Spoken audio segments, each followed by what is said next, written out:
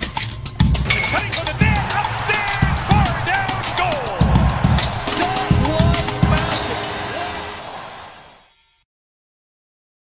What's up and welcome back to Bardown Talking Hockey episode number 197, presented by the Barroom Network. It is the home of everything relating to the greatest sport in the world, the sport of hockey. My name is Vinny Parisi, and I clearly no longer believe the New Jersey Devils can win the Stanley Cup, but they will next year. And this right here, this is Frankie Mueller, and he is the king of all beans. How you doing? I'm doing as good as a bean can do. Which is not great because beans are terrible. Oh, they're so Every form of bean is disgusting except for you, and even sometimes you.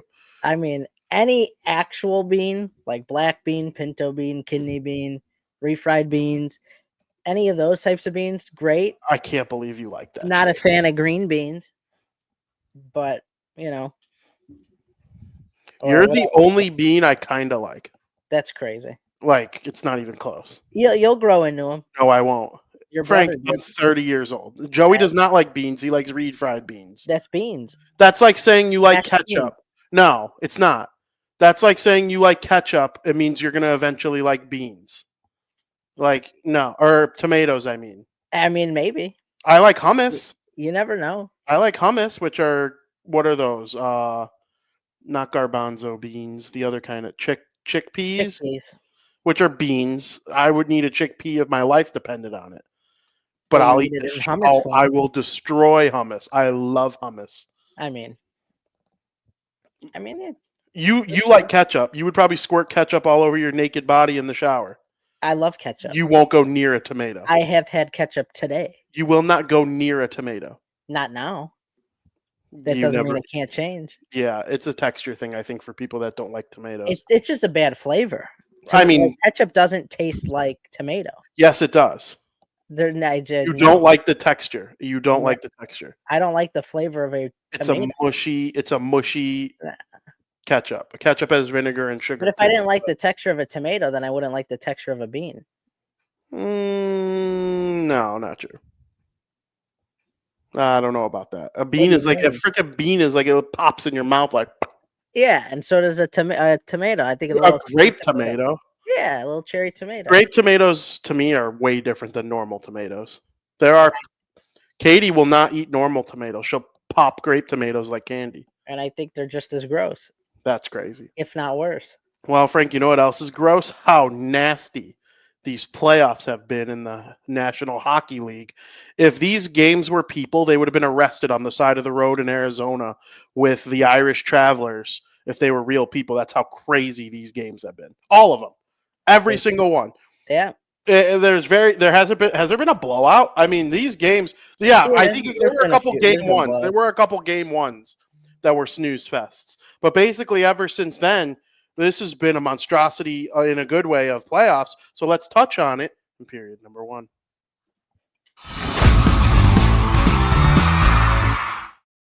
Frank, welcome to period 1.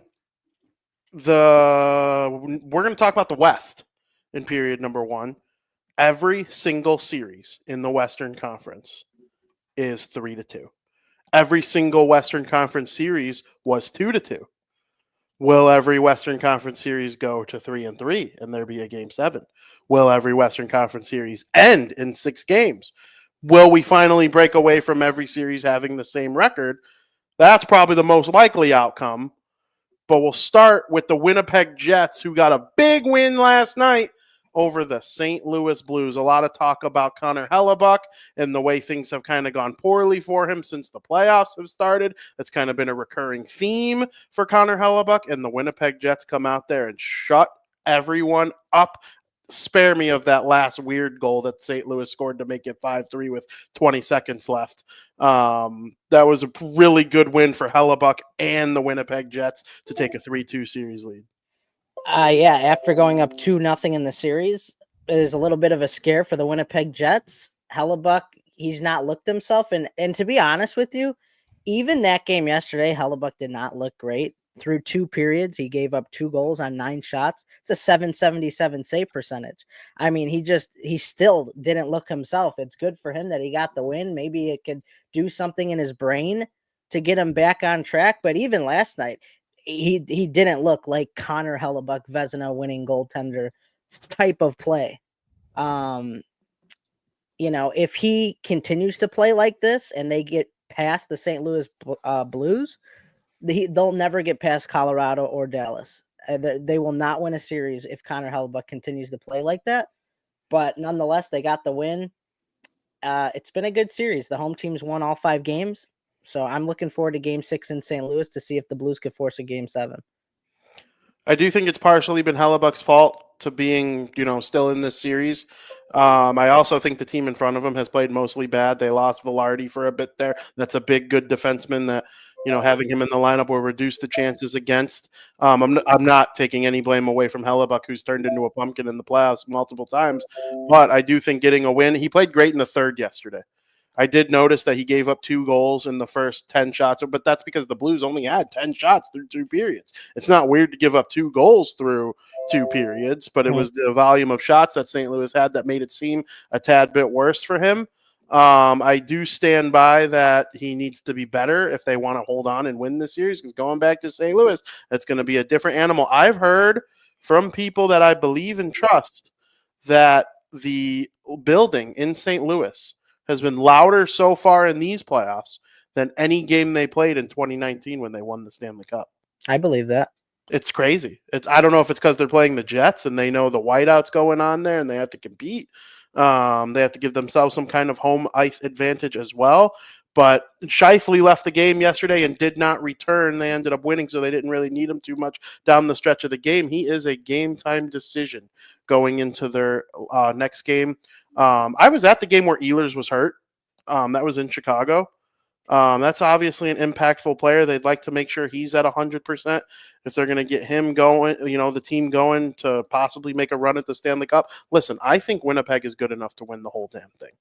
It's just a matter of whether or not they can get it done when things matter the most. When you look at the rosters on paper, it's hard to find anyone that is better. You could find teams that are equal, but to find teams that are better, just overall straight up better, no. I mean, it's hard. That team's got it all, and we'll see if they're able to close out the Blues in game number 6, which will take place, game number 6, which will take place tomorrow. Frank, the series that I think most people were interested in coming into the Yoffs was the one between the Dallas Stars and the Colorado Avalanche, 2 of the best teams in the National Hockey League, facing off in the first round as a result of the alignment in the NHL right now. Frank, I'm curious to hear what you think about this Dallas Stars team, who now has a 3-2 series lead over the Colorado Avalanche, especially considering the games Colorado has won. This is a weird series to me.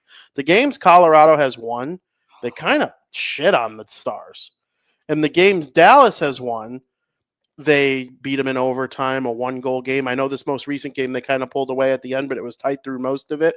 I think that favors the Stars, personally, because I think games that you dominate your opponent are fewer and farther between in the playoffs than they are in the regular season. In the regular season, you want to smack around everyone as much as you can. That's unrealistic in the playoffs, so I do think being battle-tested helps Dallas a little bit more, and they play tonight in Colorado. Yeah, big win by the Stars in Game 5 after only leading through the first 4 games for 2 minutes. It was a big, strong outing by the Dallas Stars in Game 5. I mean, the Dallas Stars, in my mind, they've always been a cup contender, right? And the doubts that came in on the Dallas Stars were the same doubts that the Florida Panthers have. And look at the Florida Panthers advancing in 5 games against the Tampa Bay Lightning. Spoiler. Well, if you're a fan of hockey, you know what happened. But the Dallas Stars, despite their rough entry into the playoffs, they earned that home ice advantage. They were the better team in the regular season, in terms of the the amount of points they had, but they were stellar in the regular season, and to just count them out coming into the series against Colorado with how good Colorado has been. I know how good Colorado has been, especially during the second half of the season. But at the end of the day, come playoffs, Ottinger, a lot of experience. This Dallas Stars team has a ton of experience, and so does the Colorado Avalanche. But I think this series should have been talked about being a lot tighter than it was before it started than how it is right now. I feel like this is the series everyone should have expected instead of a one-sided affair by the Colorado Avalanche. Very fair. Do you think Colorado forces Game 7? I do. I also do. I think it's going to 7. And I wouldn't be shocked if Colorado beats Dallas in Game 7, but you can't count out the Dallas Stars. If they snuck out and won it in Colorado, I wouldn't be surprised. No, Stars in 6, Avalanche in 7, Stars in 7. None of those 3 outcomes would surprise me. Nope. Not a single one. Dallas has got it all going on now. And they've done it without Robertson and Heiskanen. That's what Imagine if they get to the second round and play Winnipeg and they get those guys back. Now Dallas is looking like almost like the favorite from the Central Division. And that was the thing I said too, because of how hurt Dallas is. If they get past the first round, they're very dangerous because you're going to have all these guys come back. Absolutely. So that leads us to this next series that I've just been very excited to talk to you about. Of course, I'm talking about my Oilers, the Edmonton Oilers. Frank, in all my years, I have never seen a coach. This happens in football all the time. The Bears had a better roster than 5-12 before the injuries started to, pile up a little bit. Matt Eberflus lost them a good 4 games, and then they were dead, and they started to not play well down the real stretch. I have never seen an NHL coach foobar a series more than the Los Angeles Kings, and now with Jim Hiller, and now the Oilers are running. They look like the Oilers from last year, and Calvin Pickard's been playing great. Connor McDavid and Leon Draisaitl are 2 of the best. They're 2 of the 5 best playoff performers in the NHL's history in terms of offensive players. Points per game, goals per game, they are right there, and they are mean. They're hungry. Ryan Nugent-Hopkins is getting on the board now. Zach Hyman, Evan Bouchard I don't know if I ever remember a roller coaster of a defenseman more than him, because there are times where I literally think he's brain dead, and then they're like defensively, and then he'll like the Bouch bomb. He'll have 2 goals a game from the blue line, and it's like, how do you stop this guy? His next contract is the most confusing next contract I've ever witnessed going into a negotiation, because he could make $10 million. And it's like there are going to be times where he gives up allows a bad chance against, whether it's a goal or not. And it's like, this guy makes $10 million. Oh, yeah, he's got 70 points from the blue line because he's a weirdo. Los Angeles, they're 2 teams in 1. They're Franken team. They have they get a lead, and then they try to just gain the red line, dump it, gain the red line, dump it, gain the red line. They turn into a shell of themselves trying to protect the lead. You can't do that in the playoffs.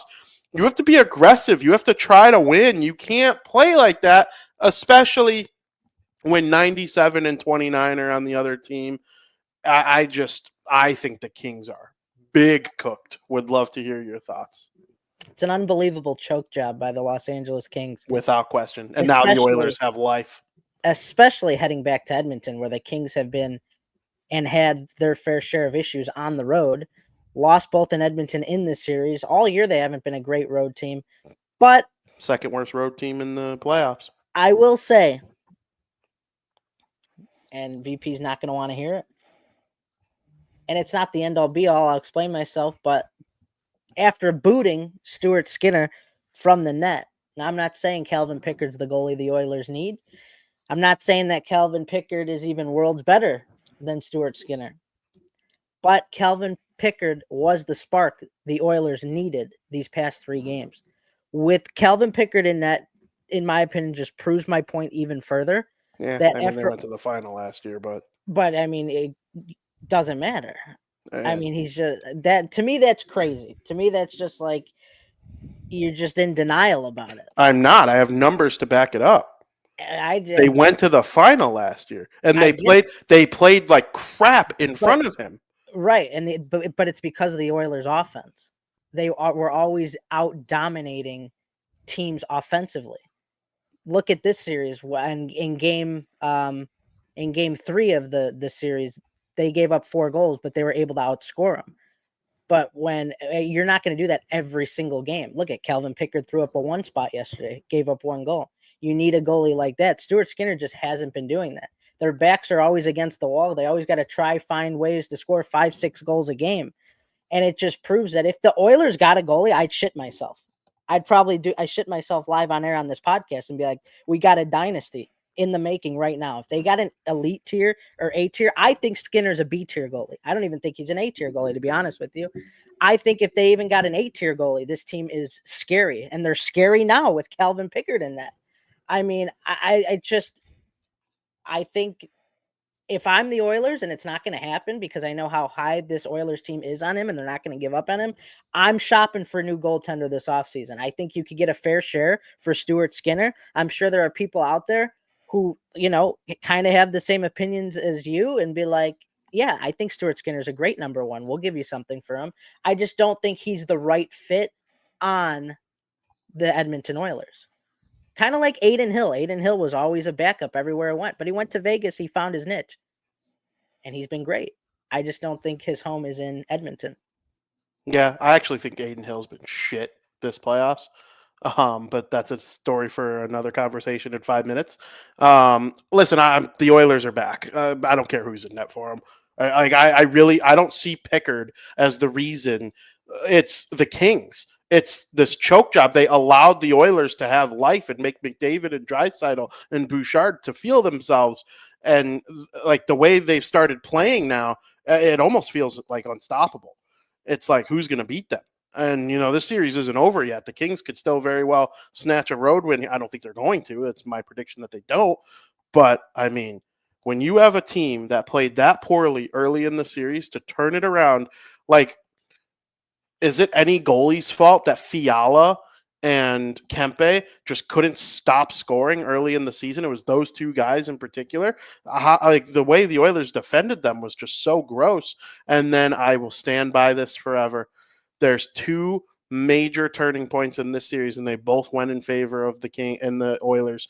I don't get how Jim Hiller challenges a goal that Evander Kane clearly kicked the puck to himself and hit the puck in the net with his stick. I don't understand how you challenge that. He hit it in the net off of his stick. You give the Oilers, the team you're flirting with being a dynasty. The Oilers, the last 3 Stanley Cup champions went through the Oilers. Makes sense. They like if they won 2 cups and then that proceeded with like those conference finals and second rounds that they've been in. It's the making of like an all-time great decade for a team. And you put the team that has that power play on the power play and then the following game you have a lead. I remember when I left you on Sunday night, I came home and I finished the game, and the way the Kings were playing, it was disgusting. I was literally disgusted how you can just fall into a shell when you have a 3-1 lead and allow that team to come back, and then Draisaitl scores in overtime. I mean, the way they fall back on that same routine of, playing not to lose instead of playing to win is the most unbelievable thing I've ever seen. And we'll see if they're cooked. Frank, this last series that we're going to talk about, the team that's winning the series 3-2 has been the worst of the 2 teams by far. The Vegas Golden Knights are so lucky to be up 3-2 against the Minnesota Wild. They're good though. At the end of the day, they've been terrible. No, not right. They've been bad. They've been good, bad in this is series. Where they thrive. They've been bad in this series. Yeah, the Wild have been the better team, but it's far. tough. But this is the Vegas Golden Knights, right? It's like when we watch the Chiefs, and the Chiefs are just the worst team, but they get it done at the end of the day. That's the but it's the same teams that keep choking to the Chiefs at least. In the postseason, though, this is what you get with the Golden Knights, and the proof of it is in the pudding with the end of Game 5, right? Ryan Hartman thinks he's got the game winner. This is a turning point in the series for the Minnesota Wild. They're going to go up to 3-2. Gustav Nyquist is an asshole for not dragging his leg. They've played so good in this series. We're going to have a 3-2 lead going back to Minnesota, but this is the Knights, so things are going to go their way. Offside play. Well, first of all, they redeemed it to see if it was kicked in. That was called good goal. Coach's challenge by Brucey. The play is deemed offside, and you could argue that was that was probably the biggest call of the entire series. I felt like everything was just taken away from the Minnesota Wild. Just like all momentum was in Vegas's favor. I looked at G after that. We were watching that game live, and I said the Vegas Golden Knights are going to win this game now because of that call. Because you just know when stuff happens like that, it's going to go the other way. Sure as shit. I don't remember who scored it in overtime. Howden, I think, scores the goal in overtime to give the Vegas Golden Knights a 3-2 series lead. And in my opinion, it just seems like this is now the Vegas's series. Like I'm going to call it that they win it in 6. It just feels that way after the way things went down at the end of Game 5.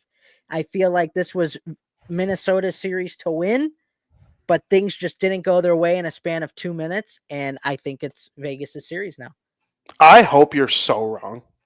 I hope you're so wrong because I picked Vegas too. I picked them in 5. And, you remember that, like, Kaprizov, Eriksson Ek, all these guys are healthy. Matt Boldy's a playoff superstar, apparently. The Wild have been better in every way. And I hate Gustav Nyquist for not dragging his leg. I hate him. I hope he's scratched.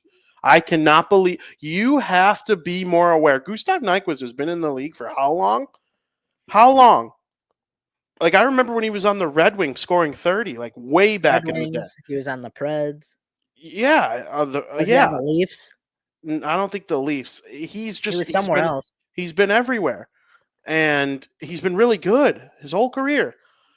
How are you not in an athletic position when you're crossing the blue line to make sure that they're far? Like, I just don't understand the unawareness on that play that he had, and I'm just mystified by it. He might have cost the Wild the series. I hope they get a win at home tonight so bad. Get a freaking win at home at the XL Energy Center and take this thing to 7, take it the distance, and see if you can continue to outperform the Golden Knights and see if they get lucky. They are like the Chiefs. That's a great analogy. At least the Chiefs have one guy that I can point to and say that's why they continuously get lucky over and over again. Patrick Mahomes, he doesn't wow you every play. He's like Tom Brady. Tom Brady didn't wow you every play. He dinked and dunked on you for 3 hours, and then that's not how hockey works. It's like they have that weird voodoo magic without like one guy being the reason. It's like everybody has that weird voodoo magic. They've been the most consistent team since they came into the league, without question, over any other team, and this is what they do. Without question. And like Eichel's not going. I thought Pietrangelo has looked mostly slow in this series. The Wild are all over them. Vegas gets a lot of shots from the outside, and it kind of skewers shots on goal total in their way. The Wild have done a great job of boxing them out and making things difficult on the forecheckers, and it's just crazy. It's honestly, the deserve to win-o-meter had them winning the series in 4 games. The Wild. I mean, it's crazy how it's the series I'm most mad at, and my favorite team got eliminated. My favorite team deserved to get eliminated. They were the inferior team with some of their issues. The Wild, that is the Nyquist play. They might be like the cursed team in the NHL. Everybody thinks it's Buffalo or the Leafs. Like, no, it might be the Wild. I just can't believe Nyquist wasn't aware of his surroundings enough to understand that. And we'll see if Vegas is able to get it done. Big game tonight. Frank, we move on to the Eastern Conference, period number 2. Welcome to period 2, Frank. We will start with the Washington Capitals. Earlier this season, Alexander Ovechkin became the NHL's all-time leading goal scorer, and now his team has a 4-1 victory over the Montreal Canadiens in the first-round series. I thought the Habs fought hard. They were in every game. Mm-hmm. and they weren't expected to make the playoffs. I had them as a lottery team coming into the season. And you think of guys like Suzuki and Lane Hudson and Cole Caulfield. Montembeau was a strong goalie for them. I know I think he's German guy, came in, played Dobbs, well. Dobbs, Gobe or something like that. Yeah. Yeah. That team from top to bottom, Slavkovsky played well. Ivan Demidov wasn't as impactful in the playoffs. I kind of expected that. People think 19-year-olds are just going to come in and be Sidney Crosby. It's crazy to me. I am impressed with this Montreal team overall, but in the end, the veteran, they kind of remind me of the Golden Misfits. It's Ovechkin and a bunch of guys that were casted off by other teams. Pierre-Luc Dubois, Dylan Strome, Jacob Chikrin, Logan Thompson. I mean, all of their most important players were castaways from other teams that now it looks back why couldn't the Kings make Pierre-Luc Dubois work? Why couldn't it work out with Jacob Chikrin in the Utah Hockey Club / Arizona Coyotes? Why in the world did the Chicago Blackhawks not retain Dylan Strome and let him go for nothing? More importantly, why did nobody give a second-round pick to Chicago for Dylan Strome? They probably would have moved him in that. It's just mind-boggling to me how similar this Washington Capitals team is to the Vegas Golden Knights, and now they beat Montreal in round number 1. The Canadians made it a fun series. It was. Despite ending in 5 games, it was a fun series. But they're too young. They're too young. They really, no, I don't think anybody picked them to make the playoffs. So nobody expected them to get to this point because of how young they were and how inexperienced they were. But they kept it interesting. I mean, the Capitals kind of pulled away with it in games 4 and 5. I feel like the first 3 games were a bit closer than games 4 and 5. But even game 4, we watched it together. The Canadians had a lead going to the 3rd, but then the Capitals pulled away with it at the end. It just feels still to me, and I've been saying this the second half of the season, that this Capitals team, if Ovi were to break the record, they'd be this team of destiny. It still to me feels like that. I like their path, to be honest with you. They got a date with the Carolina Hurricanes. I like that path. I like that path, that matchup for the Capitals. And then who knows if they win that, who they have to face in the conference finals. That would be probably their toughest matchup yet. But against the Carolina Hurricanes, it's a winnable series for the Capitals. This Capitals team is good. They are good. They don't have the pressure of winning a cup with Ovi. He's done that already. It just feels like they're playing with house money right now, and everything's just going smoothly for the Washington Capitals. That's just how the year's gone. 100%. And man, does Ovechkin keep scoring 4 goals in 5 games in the series? And you think he's going to come into next year just forgetting how to play? It cracks me up every time we talk. Every time we talk about Ovechkin, it cracks me up more and more. It's going to happen eventually. Why? Eventually, when he's 50. If he wants to play in the NHL, he will score goals. Jágr had 27 at 42.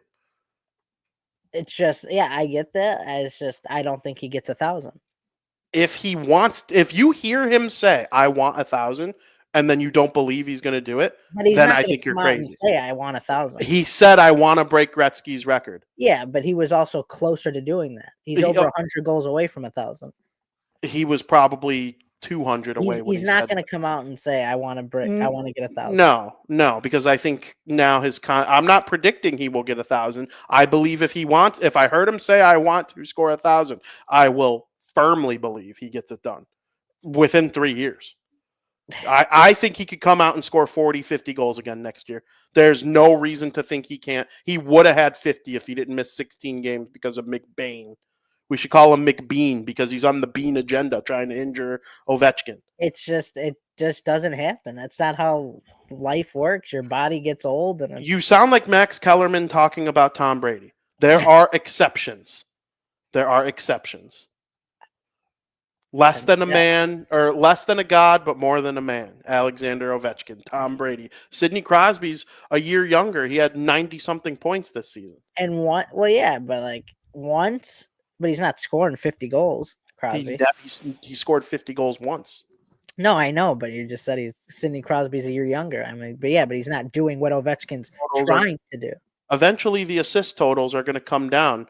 I don't know if Ovechkin's trying to score 100. What will second goal, third goal next year be 900? It's just eventually the 40, 30 goal seasons, they drop off. It's like my argument with the goal record a while ago. If he scores 50 next year and he's at 950, then he could go 25-25. And maybe I'm just dumb, but I just think his days of scoring 50 are over. Maybe 50, That's but a lot. like it's even I mean, how many 50 goal scorers did we get this year?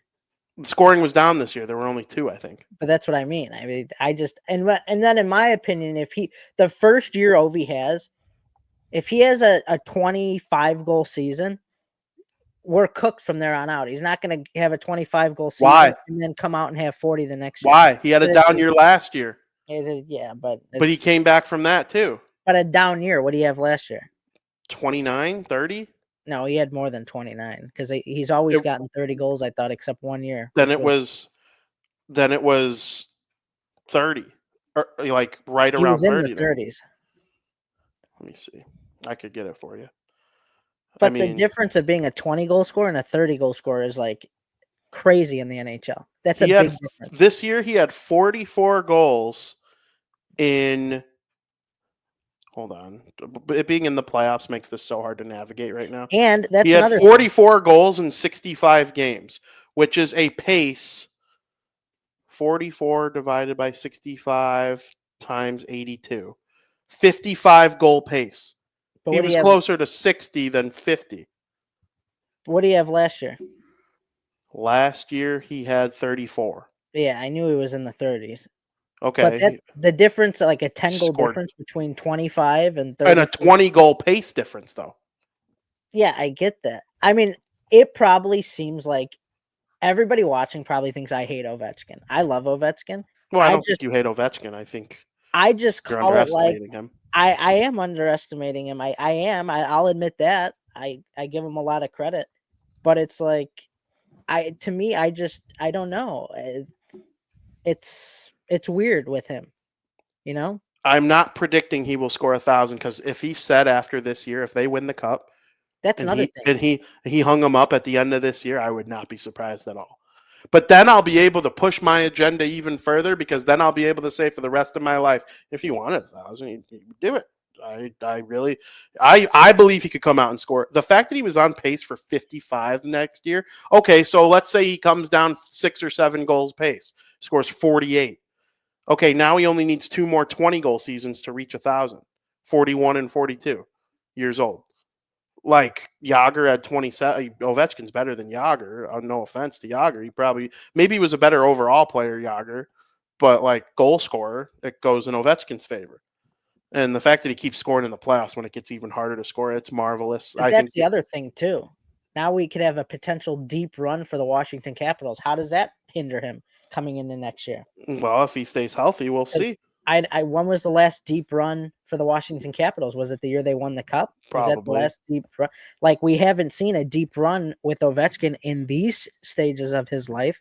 I mean, it's hard on teams, the Tampa Bay Lightning and teams like that who just have these long postseasons year after year after year. It just takes a toll on these teams. I mean, the Capitals missed the playoffs last year. Now they make the playoffs. Was it the year before? Maybe the year before. I thought one of these years they missed the playoffs. Last year they made it, got swept by the Rangers in the first round. They were a 1 seed or an 8 seed. They were the 8 seed, yeah. I feel one of these years I thought they missed the playoffs. Maybe I'm thinking they might have 2 years ago. I know the Penguins have been on a streak of missing the playoffs. But I swear 2 years ago the Panthers beat them in the playoffs. But regardless, they've made no deep runs, and we'll see. This is just. There's a lot that goes into this factoring into next season because we just don't know what will happen the remainder of this year. And Washington's next opponent will be the Carolina Hurricanes after a 4-1 victory over the New Jersey Devils. Frank, my Devils, you lose 5 defensemen and Jack Hughes. You're cooked. I mean, it was a meltdown, though, in Game 5. All around. You're up 3-0. 3-0 in the game. And the one thing we said, what do the Devils need to do to get back in the series? They need to be able to find ways to score without Jack Hughes in the lineup, and they did that. They're up 3-0 in the game, and you blew the 3-0 lead, and it's 3-3. Then they go up 4-3. You blew that lead 4-3 fairly early too. I believe it all happened in the second period. It was very high scoring, heading to the third period. And then it goes to double overtime. And you think, well, the Devils only win in the series, went to double overtime, and they won that game. Can they pull it off again? But Dawson Mercer probably does one of the worst mistakes you could make, not only in a game, but in postseason playoff hockey in overtime. It's a bad penalty. He takes a double minor high sticking call, 4-minute power play for the Canes, and the rest is history. It's a bad call. And it's tough. Or is it not a follow through? See, it is a follow through, but then I always hear like you got to control your stick. You do when like it's lifted up. That's what they mean. When your stick is lifted up, that's when they say you got to control your stick. The rule is on a follow through, you can't call high sticking. I thought they were changing it to where you could review it. I think majors are reviewed. I don't know the exact rule on reviewing it. I think there's a debate on whether or not it's a follow through on a shot. It was certainly a pass that he was following through on. So that might be what makes it a good call or a good, an accurate call. I think on a follow through either way, it's BS. I really do. And I'm not just saying that the Devils deserve to lose. They were the worst team. They were going to lose in a different way if that didn't happen. I just didn't love the call, especially in double overtime. Yeah, it's a tough call. If the Devils were healthy, they could have beat the Hurricanes. Oh, yeah. In a 7-game series. Yeah, I do believe that. Capitals are going to cook them. But we'll get to that, but at the end of the Devil season was just such a mess after a beautiful start to the season. 100%. And we will lay them to rest. Frank, quickly, the Florida Panthers. The series was entertaining while the clock was going. There were suspensions and big hits and coaches battling it out in the pressers. This coach is saying this coach is mocking him the next game. We only hit the guy with the puck, Paul Maury said, and then John Cooper repeated it a game later. You got Hagel suspended. Kachuk's not suspended on a very similar play, but the Gensel didn't touch the puck, so that kept him from getting suspended. You got Ekblad getting suspended. I thought Nico Mikkola was going to get suspended too. I think they just gave it to Ekblad and didn't give it to Mikkola. There was a game where like everybody brawled at the end and someone got thrown out, so they were like, okay, we're not going to do any supplemental discipline at all. It was a lot of fighting and craziness in that series, but the scoreboard at the end of the day favored the Florida Panthers 4 out of 5 times, and they take the series 4-1. I think Frankie might have froze, so I will continue to talk while we make sure he gets back. The Tampa Bay Lightning were... Are you there, Frank? If someone in the chat could let me know if it's me or Frankie that is the issue here. I believe it's Frankie. So I think we'll continue talking about the Florida Panthers and the Tampa Bay Lightning. So far in the playoffs, the teams that are more physical, meaner, but also bring a sense of skill to the mix have been the better of the teams. Are you here? Could you hear me? Oh, there you are. You're back. Hello? Hello. You can hear me? Yes. Okay. I was just saying, now I lost my train of thought. I don't know what you heard or what you didn't hear. Well, I think that was you that went this time. And I continued to talk. It was me. I continued to talk about just how the team that it's been a recurring theme in the playoffs. The team that's stronger, physical, meaner, but also has just more skill turned out to be more successful in the first round. It was the third straight first round exit after 3 straight Stanley Cup final appearances for the Tampa Bay Lightning. Kucherov and Point, they were invisible. The Florida Panther defense was suffocating in this series. It makes you think. And I had a little talk with myself about this. What's wrong with the Tampa Bay Lightning? Is it Cooper? Is it John Cooper's system? Is it getting stale in Tampa Bay? Are you kind of like we've seen with older coaches in the NHL trying to change their system to adapt to the modern day play? Is that happening with John Cooper's system? Is it time to move on for him? He's gone. Does there need to be a mini rebuild, or do you run it back with the same core next year? There's something going on. Vasilevsky hasn't been the same the past 3 seasons. Cooper's gone. I do believe that. I believe he will be the next head coach of the Utah Hockey Club. Which they're going to be officially named the Utah Mammoth by the draft. Yeah, I heard the rumors. Yeah. The Utah Mammoth will hire Cooper after he gets let go later this week. I believe that will happen. The Toronto Maple Leafs broke the Lightning. Ever since they lost that series to the Maple Leafs and ended their run of 3 straight cups to the final, Vasilevsky's been poor in the playoffs. He has not been Daddy Vasilevsky in the playoffs. All 3 Vezina Trophy candidates this season, all 3 nominees have been bad in the playoffs. Vasilevsky, not great this series. Kucherov, the last time he scored a playoff goal was against the Maple Leafs 3 playoffs ago. And in every year Kucherov's won the Art Ross Trophy, he has a combined 0 playoff goals. 2019, 2023, or 2024, and 2025. I think they're easy to play against right now. And that is probably a sign of Cooper's system being a little stale. They're not rebuilding. They can't. I mean, they physically can't.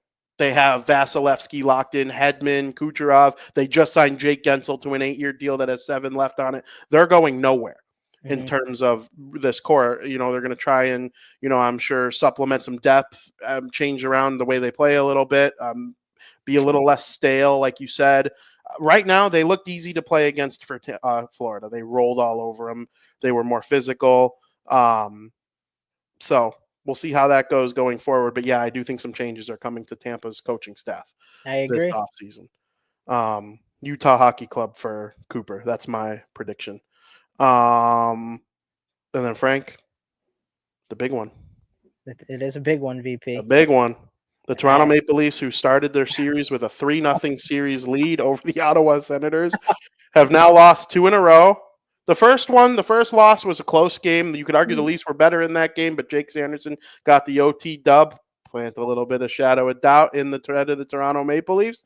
And now in Game 5, they got destroyed by the Ottawa Senators. It wasn't even close from the beginning. It's bad for the Toronto Maple Leafs. Up 3-2 in the series. I've never seen a team leading a series have their fans burn their star players' jerseys in a fire. That's just messed up. That's messed up. The thing is it happening, VP? Like, I can't blame the Toronto Maple Leafs for losing Game 4, right? 1, it's hard to sweep any team. 2, you're in Ottawa. I can't blame you for that, right? But going back home to Game 5 and choking, and you get blown out. Oh no, you allowed the Senators to go back to home ice for Game 6. And I told you on last show, I said I don't blame them if they don't win it in 4, but they got to win it in 5, and now we're going 6. And God forbid if we go 7, it takes one fluky bounce and the Senators win the series, and they become the 5th team ever to come back from a 3-0 series deficit. Like, if the Leafs do this, this would be the most Leaf thing to do. And then it's just I don't know how I could come back from it. Like, I would just never have faith in him ever again, I don't think. Like, you could argue if the Leafs make a run, I could be like off this Leafs hater train. But if they do this, there may be no going back, VP. Like, at all. I believe if the Maple Leafs lose this series, they need many, many changes. Like, I would consider trading like Nylander. Matthews has to be on the table. Like, they are so soft right now. They're such a soft team. You watch Edmonton and you see the way Draisaitl and McDavid just take over. They're strong. They're mean. They want to win so bad. That shorthanded goal that they gave up to the Senators, Nylander couldn't even be bothered to back check on the play. You're on the power play in the playoffs with a chance to advance to the second round with a slightly easy, not easier because Florida's going to be difficult. They're not going to beat Florida. I mean, I thought the Leafs could win this thing. After watching what I've seen so far, it doesn't even matter if they get through Ottawa. They're going to get dummied by Florida. And freaking nobody's better than Florida in the East remaining, in my opinion, now after what I've seen in the playoffs. But, yeah, Toronto, if they don't win tonight, they are in big, big trouble. And, Frank, if they lose to Ottawa in this series, I'm not going to be like you and be dumb and then eventually look like an idiot 2 years. I mean, like you were with Ovechkin. No, I'm saying like with Ovechkin. Like, you just refused 50 goals away. Frank, I'm giving you one final opportunity. No, he's not doing it. He's old. and you still continue to talk your junk, which is crazy to me. But I'm not going to be like you. I'm not going to be like you. If the Toronto Maple Leafs lose this series to the Ottawa Senators, I will never, I might pick them in a bracket, but I will never, ever act like they're God's gift to the NHL ever again. Ever again. Never. Until it's the best Leafs team that we've seen. No, it was the best Leafs team we've seen. I know. I'm just saying. It could be they could be better next year. They could have 150 points in the regular season. I will not act like they're great. I might pick them in 7 and then, not be surprised if they lose, like Colorado and Dallas type deal. Like I picked Colorado, but I wouldn't be surprised if they lose to Dallas. It'll be like that if I pick them to win. I won't compliment them. I won't act like they're going to stomp on it. If they lose to Ottawa, they will never have my undoubted support ever again. I most likely will pick them to lose going forward if they lose to Ottawa. Let's say they win the President's Trophy and they play a team like the Devils, who are, whoever the Devils of next year is, they're missing their best player, 5 defensemen are hurt. Okay, I might pick the lead, but I will never, ever, ever, ever bang their drum again if they lose to the Ottawa Senators. That is a promise. I will not be like you. You can change your opinion on things based on information presented to you. This information being presented to me would change my perspective. The Oilers, they lost in the conference finals 3 years ago. They lost in the second round to Vegas in Game 7 2 years ago. It was awesome. And Vegas went on to win the Cup. 2 years ago, conference finals, or 3 years ago, conference finals, Colorado went on to win the Cup. Lose last year in the Cup final to Florida. They're mean. They're strong. They battle. The Leafs are soft, man. 0 power play goals in games 5, 6, and 7 in the Austin Matthews era. 1 in 14 in clinching games since the Austin Matthews era began. Soft. You think it's Sheldon Keefe's fault? They fire him, bring in Craig Berube. We'll see if he can galvanize this team, because if Craig Berube can't do it, then you can firmly blame it on the players going forward. Nylander. I wanted to punch Nylander through my face. Freaking TV screen on what day was it? Tuesday? Monday? No, Tuesday. When they played Ottawa and he doesn't backcheck on but what are you doing, dude? What are you doing? I'm out on them if they lose to Ottawa. I might not wear my Leaf sweater anymore if they lose to Ottawa. I mean, that's just, I wouldn't know what to say, honestly. It would just be unbelievable. Unbelievable. I don't even know what I would say. I'd probably just be at a loss for words. I'm at a loss for words now. It can't happen. If you're the Toronto Maple Leafs, it can't happen. I don't even know if the fan base will ever believe in them again. No, it's just they already don't now. They're burning Marner jerseys. They lead a series and they're burning Marner jerseys. That's what I'm saying. It's just, this is really bad for the city of Toronto if that goes through. But we'll see. I mean, I'm excited for Game 6 tonight. Me too. Absolutely. We will be watching it together while eating some Greek food. Frank, let's get to some quick NHL news here in period number 3. Basically, in period 3, I just want to talk about the 2 coaches that were, announced that they're not returning to their current teams. Maybe we can make some predictions. There are a lot of coaching vacancies. My least favorite part about the NHL is coaching turnover. I do think it's hard to establish a winning culture. You see the teams that are really good. The Avalanche had a 48-point season and they didn't fire Jared Bednar. Mm-hmm. And all of a sudden, here we are, what are we, 8 years later? And they're one of the best teams in the league consistently, and Bednar's still their coach. Cooper, Tampa Bay Lightning, tons of success. They might now finally move on. Well, one of the teams that had a ton of success with their current head coach, and they are moving on, is the Pittsburgh Penguins. That has come out that Mike Sullivan will not be returning after a long run that included 2 Stanley Cup championships, a trip to the second round, multiple good seasons led by Evgeny Malkin, Sidney Crosby, Christopher Letang. They bring in Erik Karlsson. It doesn't work out. He plays well, but it doesn't necessarily work out in terms of wins and losses. Mike Sullivan coaching Team USA to a second-place finish in overtime at the Four Nations face-off. He will likely be their head coach again at the Olympics next season, but Frank, they felt as a mutual agreement to part ways in Pittsburgh. What are your thoughts, and where do you think Sullivan ends up? I mean, this it's just kind of similar with these players, and it's a very old team, which I wasn't fond of the Erik Karlsson thing to begin with, and that was something I was right about because the team's been bad since they got him. It's just very old, and the Penguins have been so good for such a long time to the point where they haven't had the luxury of having draft picks and all these players and these young guys come in. Yeah, you had some guys here and there come up, and you got some young players and in good pieces, but it's not working. It's just time to move on. And Sullivan leading, that's the gateway here to move on to a new era for the Pittsburgh Penguins. Where he ends up, I don't know. I mean, I thought maybe he could go to Utah, but you're saying you think John Cooper is going to go to Utah. He's not going to go to the Hawks, but I'd like him on the Hawks, to be honest with you. That would be my favorite pick. I'd get to interview him 3 times a week. And I would like to see him run a young team because we haven't seen him run a young Pittsburgh Penguins team in ever. So I would love to see what he could do with a young team. So hopefully he goes to a team that's rebuilding or a team that's on the outs to try and get them into the postseason or win a cup. So that's my guess, is that he's going to do something like that. Because I mean, I can't think of a veteran team he would go to coach unless it would be like the Bruins or something. But I don't think that's going to happen either. See, I would put Bruins second. Really? Yeah, because McAvoy's his son-in-law. McAvoy is married to Mike Sullivan's daughter. So I do think there's a chance he goes there. They're going to have a top pick. He's been in the Bruins organization before. I believe he's from Boston. I do think the Bruins are the number 2 team. I'll be shocked, though, if he doesn't go to the New York Rangers.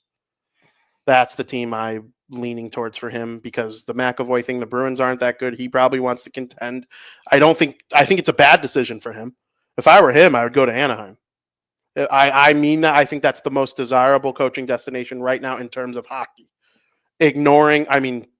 Anaheim has palm trees and nice weathers and beaches and all that. That's great too. But if you're strictly looking at hockey, hyper-focused on hockey, Anaheim is the best situation out of all the teams looking for a coach. It's not close. Blackhawks might be too because I love their young defense and they have a goalie. But Anaheim, I think they're going to be so good so soon if they make the right coaching hire. I think Quenneville ends up in Anaheim. I know. I think so too. But that's where I'd want to go if I were Sullivan. I think he's going to take the money and the bright lights in New York and be fired in 3 years again. But that's my pick. I do think he's going to the Rangers. It'd be interesting. I would love the Hawks, though. And I would also love the Hawks for the other guy that announced after 3 years in Vancouver. The Vancouver Canucks are moving on from Rick Tocchet. Not surprising. Been a disaster of a year with the Vancouver situation with Elias Pettersson, JT Miller, missing the playoffs by 6 points. Now Quinn Hughes has probably got 1 foot out the door. And apparently Quinn Hughes loved Tocchet and doesn't love this decision that they made. That's probably good for me as a Devils fan. But I am interested to hear your thoughts on that and where you think he ends up. I like Rick Tocchet. Oh, yeah. I mean, I liked him as a panelist. Mm-hmm. I liked him as a coach. Once again, though, Vancouver just have been getting progressively worse since their one year did they win the Pacific? They won the Pacific, right? And they had Edmonton, who ended up going to the final in Game 7.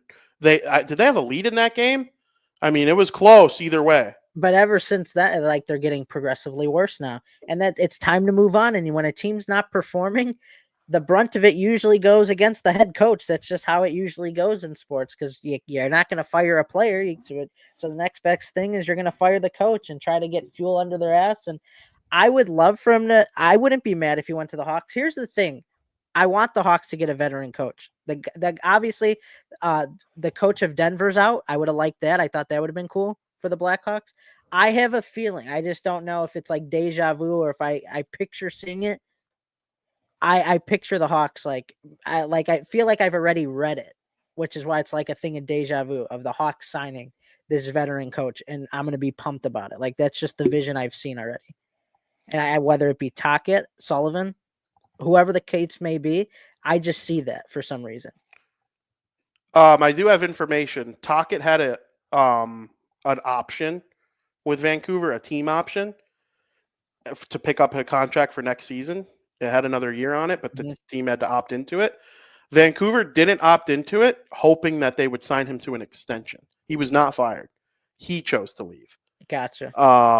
and he probably viewed the situation in Vancouver this year and said, okay, you're not going to pick up my 1-year option. I'm leaving 1 year early then, bitches. See ya. Flyers for Taka for me. That's where I think he ends up. Him and Keith Jones are boys. He's a Flyers guy. I got him going to the Flyers. Again, would love him for the Hawks. I'd get to be in the same room as him 3 times a week. I think the Hawks go with Woodcroft. That's my early prediction. I'm not locked into it yet. But a lot will depend on what happens with John Cooper. If the Lightning retain him, I could see Carl leaving Denver for Utah. That's probably the only team he's leaving for at this stage, which is great because I think Anaheim, I really, really like their prospect pool and what they got cooking. They can make the playoffs next year if they're smart. But not every team is smart, so we'll see. Frank, love talking the news with you. We will hand it over to you in America's favorite podcast segment of the week, Breaking Bets.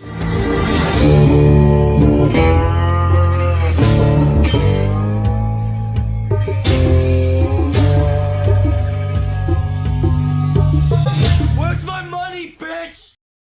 Frank, the floor is yours. 2 picks today, 1 hockey, 1 NBA, both playoff picks. First one's between the Leafs and the Senators, and no, it's not what you think. It's not Senators money line.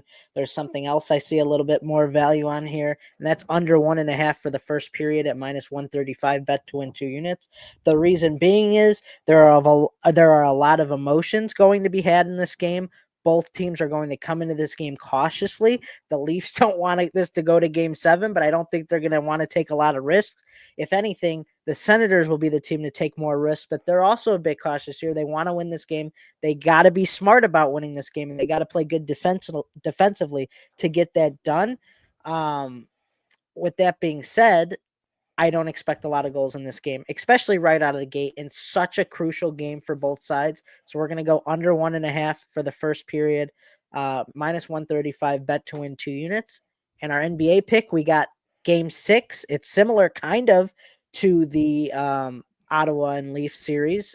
The Pistons won Game 5 to force Game 6. It's 3-2 Knicks. Can the Pistons win Game 6 to force Game 7? I could see why some people may think the Pistons will force a Game 7 at the Garden. The Pistons, they've played the Knicks tough the entire year in the regular season and the postseason. And really, you could argue the Pistons should be ahead in this series 3-2 after a horrible missed foul call at the end of Game 4 that the NBA even had to come out and admit that the refs missed the call. So I could see why most people lean towards the Pistons here. Not me. The Knicks are way better than the Pistons. When the Knicks are healthy, they are in a much different stratosphere than the Detroit Pistons. Pistons had their fun in this series. They won 2 games. That's a lot for ending your playoff winning drought or whatever the case may be. It was for the Pistons. I mean, you had your fun, but at the end of the day, it was always the Knicks winning this series, and they're going to do it in 6 games. I can't see the Pistons beating the Knicks back-to-back again to force a Game 7, even if they're on home court. So the Knicks advance tonight to round 2. Knicks money line -105 bet to win 10 units. Very good, Frank. Love that for you. Hope you win your money. Can't wait to clown D on the Lakers text message that I woke up to. I mean, I didn't say they'd win a champion. He said they stunk and Luka was fat. Neither of us said they'd win a championship. No, he said they stink and Luka was fat. Well, they had the 3rd best record in the conference, and they lost in the playoffs to a team with 1 fewer win than them. And to be fair, when they picked up Luka, they were 22-18, and they went on an 11-1 run. They were great with him. To say that they don't have a chance, I disagreed with that. Wrong. I didn't say they'd win the championship. No, I agree. They had a chance if they got through Minnesota, which I know Minnesota kind of beat them. They beat them 4-1, but like Minnesota had 1 less win than them. They were a good team too. Yeah. Are we going to shit on Colorado if they lose to Dallas? I mean, nobody. The picture. Oh, he's going to be come on this show and say it to my face. That's all I'm saying. If you're going to come at me with the smoke, you better bring the fire. I'm just telling you right now. Get D on the show. I'm just telling you right now. It's crazy to me. It's crazy. I'll get D on the show. If you're going to come at me with a sports argument, bring facts. I can't wait to talk about that. Oh, idiot. You know it's going to be brought up. I'm going to bring it up the second I see him. It will be talked about within 5 minutes of seeing him. Be So, like, so I saw that text. yeah, I'm going to be like, so I woke up to a text message this morning that really pissed me off. I never said they were. I told you 1,000 times. I don't try to be disingenuous. I'm not really. I give takes, but like I mean what I say, and I say what I mean. I thought that I picked the Devils to lose. My favorite team. That if they won the cup, I think I would cry. I think I would cry as hard as I possibly could as a human if they won the Stanley Cup. I would bawl. And I picked them to lose. I try to be as objective as people get mad at me sometimes because it's not what they want to hear all the time. No, I don't think the Blackhawks are going to be good next year. Their average age on defense is going to be 22 years old unless they sign Marner and hire Sullivan and trade for McDavid. Like, no, I don't think they're going to be that good. I think you have to be in the Gavin McKenna sweepstakes again. Could they pull a shocker like Montreal? Yes, but I'm also acknowledging that's possible. If a bunch of 20-year-olds come together and play really well all of a sudden. It's possible. It's happened before. It's not likely.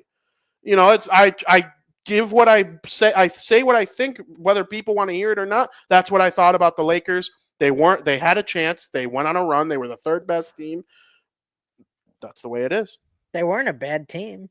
No, they had as good a chance of anyone. They ran lost into a good Timberwolves team. a hot Timberwolves team that had one fewer win than them in the regular season for a reason. And that's actually a good analogy you made with like Dallas and Colorado. One of them's gone by Sunday. Yeah. Arguably a top 5 team in the league. If they were playing anybody else, they'd win in 5. Yeah. I think Colorado and Dallas are both better than Winnipeg, Vegas, St. Louis, Minnesota.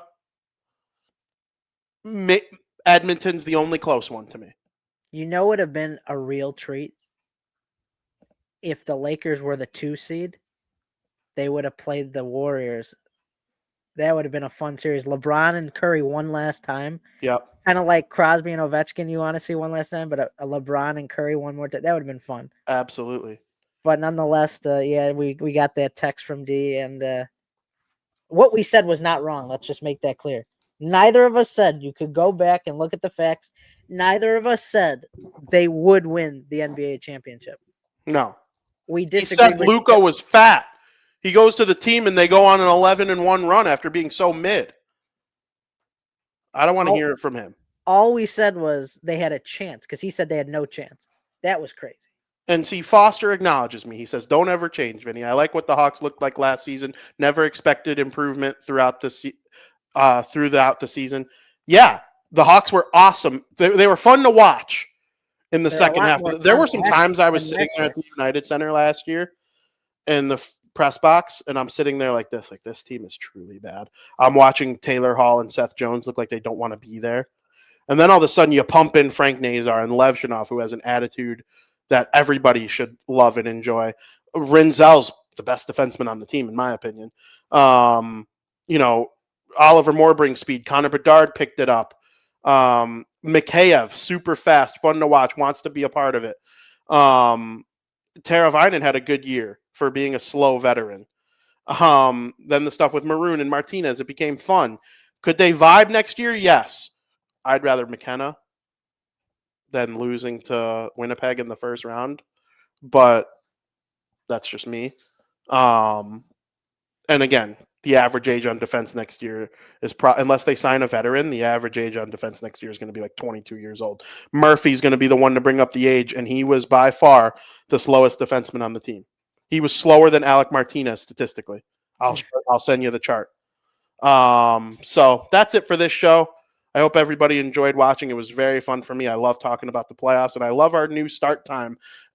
Thursdays. This is a new thing. It'll probably be a little earlier. It'll probably be more towards noon on most Thursdays, Central Time. So thank you to everybody for watching. I hope you enjoy. Make sure you tune into the Barroom Network. Make sure you follow at the King Bean on Twitter. I am at Vinny Parisi. And as always, Frank, thank you for listening.